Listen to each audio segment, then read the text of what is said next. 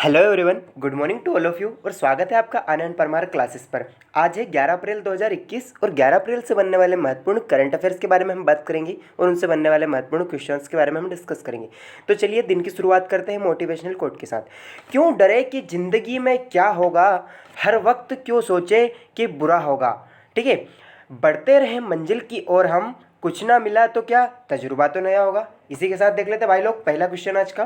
भारतीय सेना के किस अधिकारी ने सबसे तेज एकल साइकिलिंग करतबों के लिए 2 गिनीज वर्ल्ड रिकॉर्ड बनाए। तो भाई लोग इनने double Guinness book of world record बनाए हैं।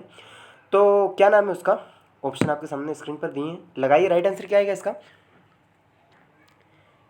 तो इसका जो राइट आंसर है ऑप्शन हमारा सी, यानी कि लेफ्टिनेंट कर्नल भारत पन्नू है। इन्होंने जो है कि भारतीय सेना की ये अधिकारी हैं और इन्होंने सबसे तेज एकल साइकिलिंग करतबों के लिए 2 गिनीज वो वर्ल्ड रिकॉर्ड जो है कि बनाए। ठीक है, इनके बारे में बात कर लेते हैं। जैसे कि इन्होंने दो गिनीज ऑफ वर्ल्ड रिकॉर्ड बनाए हैं।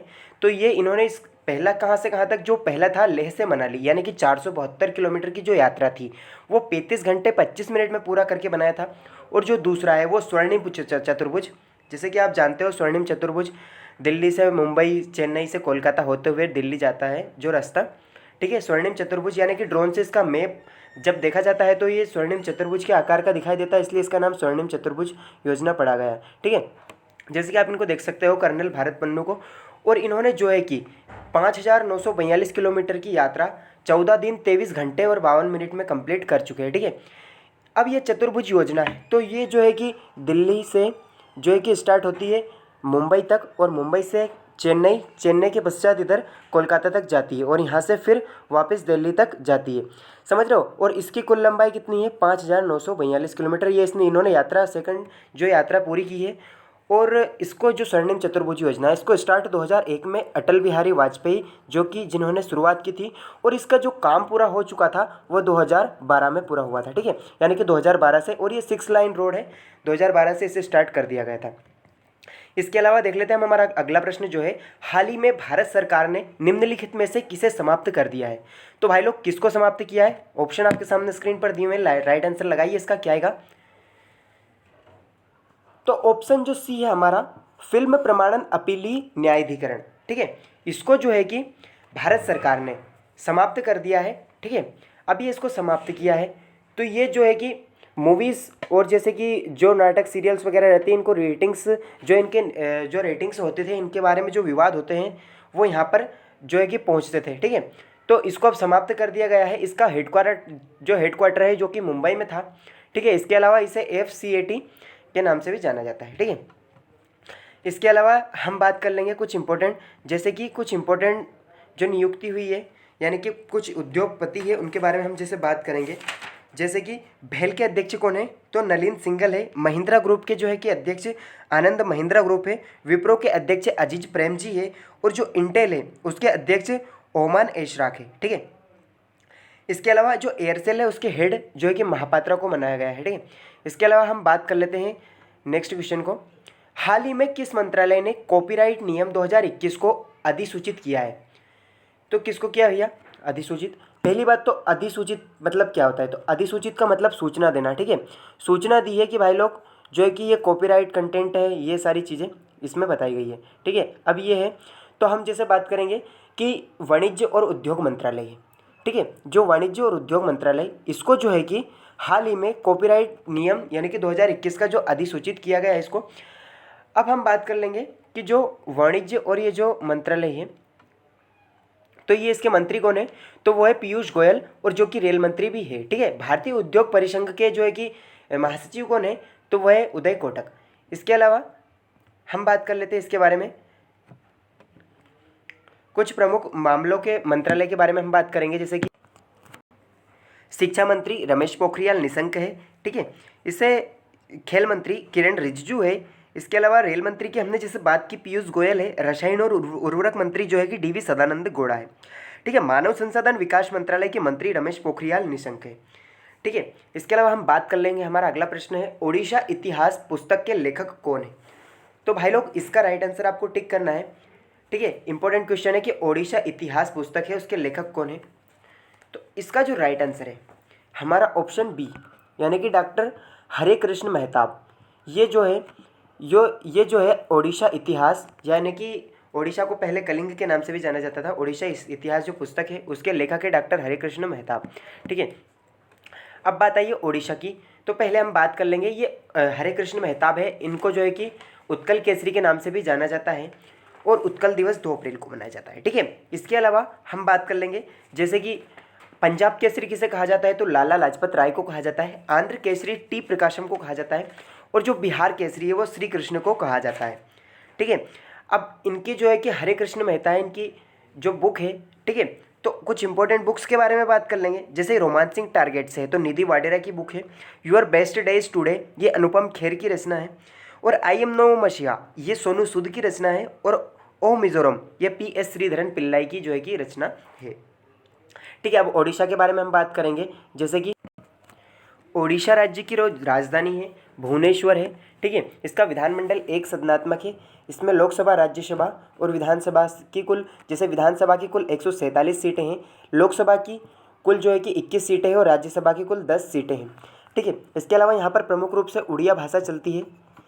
ठीक है, और इसकी स्थापना जो है कि 1 अप्रैल 1936 को की गई थी। इसके अलावा इसका ऐतिहासिक नाम जैसे कि कलिंग और उत्कल मैंने आपको बताया है। उड़ीसा राज्य जो है कि छत्तीसगढ़, झारखंड, पश्चिम बंगाल और बंगाल की खाड़ी, इसके अलावा आंध्र प्रदेश से लगता है। इसका राजकीय पशु सांभर है, राजकीय पक्षी हुदहुद है। वर्तमान मुख्यमंत्री नवीन पटनायक है और जो है कि राज्यपाल गणेशी लाल है। यहाँ पर प्रमुख रूप से पुरी रथ यात्रा जो कि उड़ीसा में स्थित है पुरी, यहाँ पर जगन्नाथ मंदिर है। ठीक है, ठीक है, ये जो है कि पुरी रथ यात्रा यहाँ पर प्रमुख रूप से त्यौहार है और मकर मेला यहाँ पर मनाया जाता है। नंदनकानन चिड़ियाघर भुवनेश्वर में है, यानी कि उड़ीसा में। इसके अलावा हीराकुंड बांध जो कि महानदी पर स्थित है, इसको 1957 में जो है कि बनाया गया था, संबलपुर जिले में उड़ीसा में स्थित है और महानदी पर। कुल 21 किलोमीटर इसकी लंबाई है। चिल्का झील भारत की सबसे लंबी सबसे बड़ी खारे पानी की झील है जो कि वर्षा से निर्मित होती है। नहीं, ठीक है, जैसे कि हम बात कर लेंगे राष्ट्रीय उद्यान, तो भीतरकनिका राष्ट्रीय उद्यान, सिमलीपाल राष्ट्रीय उद्यान जो कि टाइगर रिजर्व के लिए फेमस है, और नंदनकानन चिड़ियाघर जो कि सफ़ेद चीता के लिए फेमस है। इसके अलावा जो भीतरकनिका राष्ट्रीय उद्यान है ये भी मगरमच्छ के लिए जो है कि फेमस है। ठीक है, ओलिव रिडले जो कि खारे पानी में पाए जाने वाले कछुए, उनके अंडे भी जो उड़ीसा के तट पर पाए गए हैं। इसके अलावा हम बात कर लेते हैं, हमारा अगला प्रश्न जो है कि निम्नलिखित में से किस सरकार ने लेब ऑन व्हील्स कार्यक्रम शुरू किया है, तो किसने किया भैया? ऑप्शन आपके सामने स्क्रीन पर दिए हुए हैं, टिक कीजिए। इसका राइट आंसर क्या आएगा? लेब ऑन व्हील्स, यानी कि पहिए पर लेब भाई। तो इसका जो राइट आंसर है हमारा ऑप्शन जो है कि ए हो जाएगा, दिल्ली सरकार ने। ठीक है, दिल्ली सरकार ने जो है कि लेब ऑन व्हील्स कार्यक्रम शुरू किया है। अब दिल्ली सरकार ने शुरू किया है, तो जैसे आप स्क्रीन पर देख सकते हो लेब ऑन व्हील्स, कुल इसमें 17 कंप्यूटर है। ठीक है, इसके अलावा हम बात कर लेंगे, जैसे लेब ऑन व्हील्स ये दिल्ली सरकार ने स्टार्ट किया है, तो दिल्ली के उप मुख्यमंत्री जो है कि मनीष सिसोदिया, उन्होंने इसको स्टार्ट किया है, और दिल्ली के मुख्यमंत्री अरविंद केजरीवाल है। ठीक है, अच्छा साहब, मेन मोटो क्या है? तो इसका मेन मोटो वो है कि जो कमज़ोर और जो गरीब वर्ग के जो छात्र हैं उनको पढ़ाया जाएगा इसमें। ठीक है, और उनको कंप्यूटर के बारे में साक्षरता दी जाएगी। इसके अलावा जो भारत और कोरिया जो है कि मित्रता पार्क का उद्घाटन दिल्ली में किया गया है, और जो उत्तर कोरिया है, ठीक है, ये जो है कि पहली बार ओलंपिक में भाग नहीं लेगा। ठीक है, जैसे आप देख सकते हो जो दिल्ली के उप मुख्यमंत्री यानी कि शिक्षा मंत्री भी वहाँ के मनीष सिसोदिया। ठीक है, इसके अलावा हम देख लेते हैं हमारा अगला प्रश्न जो है, सिडबी के नए अध्यक्ष और प्रबंध निदेशक के रूप में किसे नियुक्त किया गया है? तो किसे नियुक्त किया गया है भाई लोग?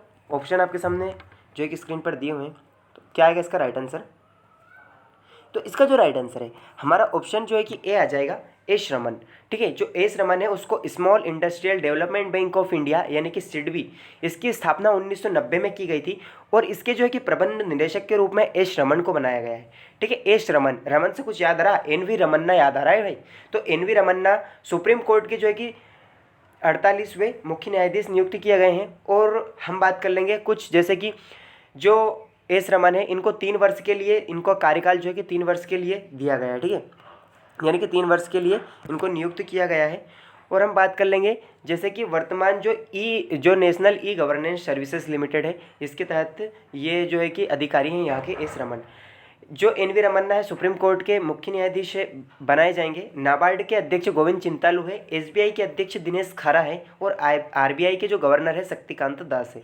ठीक है, इसके अलावा हम देख लेते हैं, हमारा अगला प्रश्न है, हाल ही में फोर्ब्स द्वारा जारी सूची के अनुसार दुनिया का सबसे धनी अरबपति कौन है? तो भाई लोग कौन है? ऑप्शन लगाइए, टिक कीजिए इसका। तो इसका जो राइट आंसर है टकलू साहब, ऑप्शन जो हमारे बी है, जेफ बेजोस। ठीक है, ये जो है कि फोर्ब्स द्वारा जारी सूची जो है उसमें दुनिया के सबसे धनी अरबपति है। इसके अलावा जो सेकंड है वो हमारे इलॉन मस्क है। ठीक है, और थर्ड जो बर्नाल्ड अर्नाल्ड है। इसके अलावा जो मुकेश अंबानी, इनकी 10th रैंक लगी। भारत के कुल 2 लोग हैं जो फोर्ब्स है उसमें। ठीक है, जैसे आप देख सकते हो स्क्रीन पर जेफ बेजोस को। ठीक है, जेफ बेजोस अमेजोन के फाउंडर है।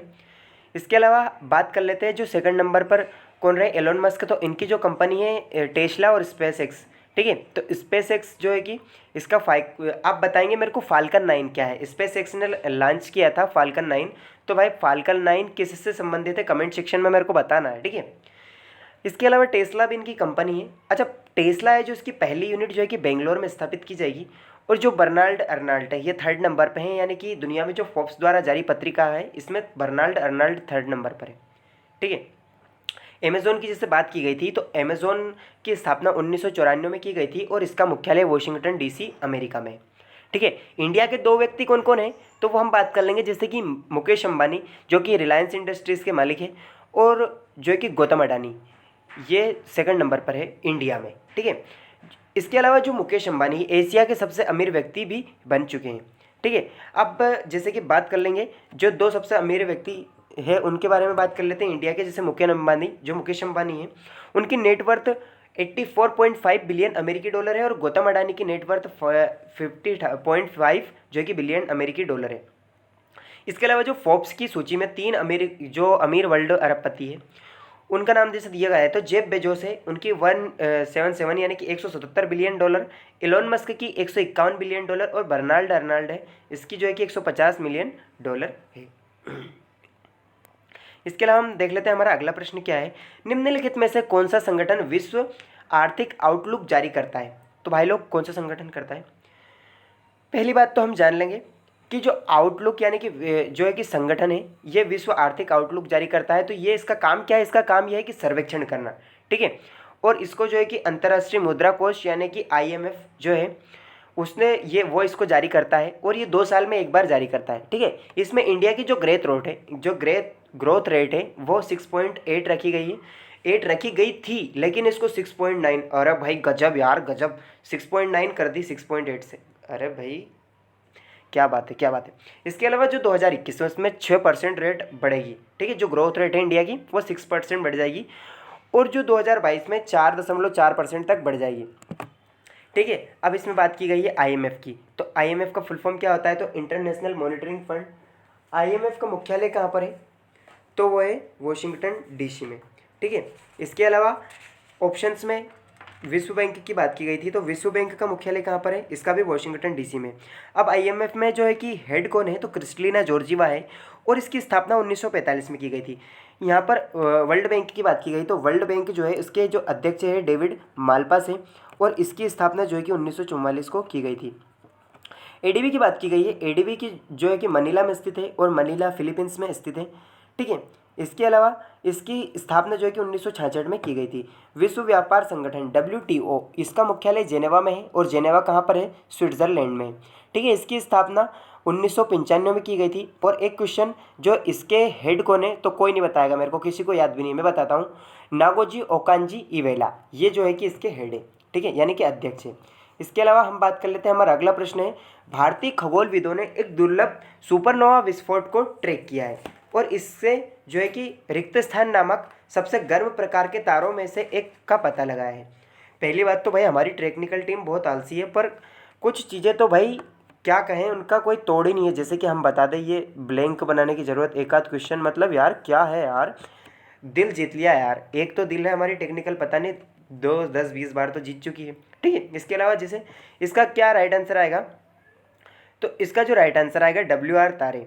ठीक है, इसका जो राइट आंसर हमारा ऑप्शन ए है, WR तारे जो है इसका पता लगाया गया है, और ये WR नाम है इनका, और ये सबसे गर्म प्रकार के तारे हैं और सबसे विशाल तारे हैं। ठीक है, जो नॉर्मल तारे रहते हैं उससे 1000 गुना अधिक प्रकाशमान रहते हैं ये, और इनको जो है कि इसका पूरा नाम क्या है WR का? पहली बात तो मैं ये बता दूँ, तो जो वुल्फ रिएट तारे हैं, वुल्फ रिएट, WR का फुल फॉर्म होता है वुल्फ रिएट, और जो है कि इनका जो है कि जो सतह रहती है उसका तापमान लगभग 30,000 केल्विन से 2,10,000 केल्विन तक रहता है। ठीक है, इसके अलावा ये स्वयं के तारे, पहली बात तो तारे की बात की गई इसमें, तो तारे जो स्वयं का गुरुत्वाकर्षण होता है इनका और टिमटिमाते हैं। सबसे बड़ा तारा सूर्य है। ठीक है, और सबसे पृथ्वी से सबसे नीचे जो निकट तारा है वो सूर्य ही है। उससे हमारी आकाशगंगा है, उससे निकट तारा प्रोक्सिमा सेंचुरी है।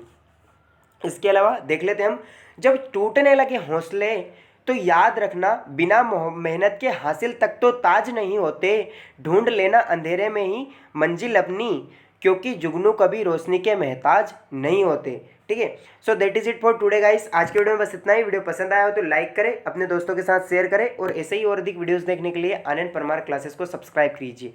So keep learning, keep watching and keep growing. Thank you for watching.